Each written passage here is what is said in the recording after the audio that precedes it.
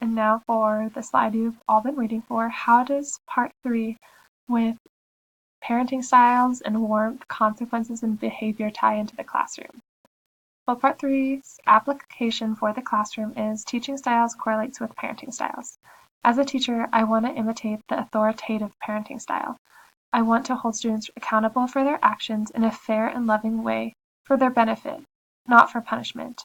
I want to teach them how to be responsible young adults and how to take responsibility and accountability for their actions, to think about others in an empathetic and caring way. And I also want to emphasize growth and improvement over perfection.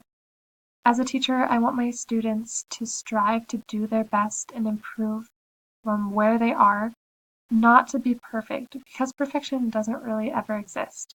So I want them to have a healthy, balanced attitude on what achievement is and how to accomplish it. And lastly, I want to be flexible with how I work with students regarding rules and expectations when life situations arise. Life honestly happens, and I want to have a good conversation with students about what to modify depending on their situations. I want them to have a voice and practice listening and explaining their ideas and thinking, and I'm going to be flexible depending on situations. Next, relationships with students is a huge aspect of being a teacher, so I want to develop warm relationships.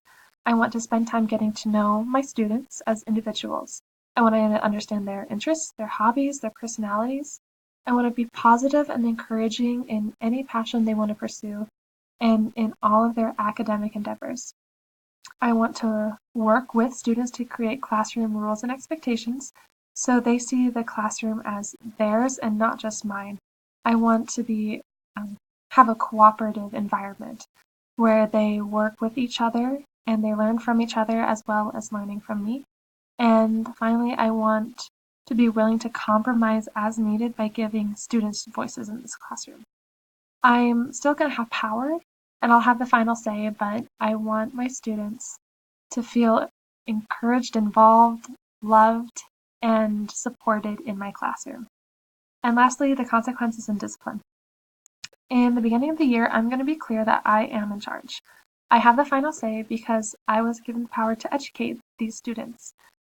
However, as I mentioned, I'm going to be flexible depending on the situation, and I'm going to give them the power of voice. I'm going to consider what they have to say and have real conversations with them about why I choose to say yes or why I choose to say no to certain requests.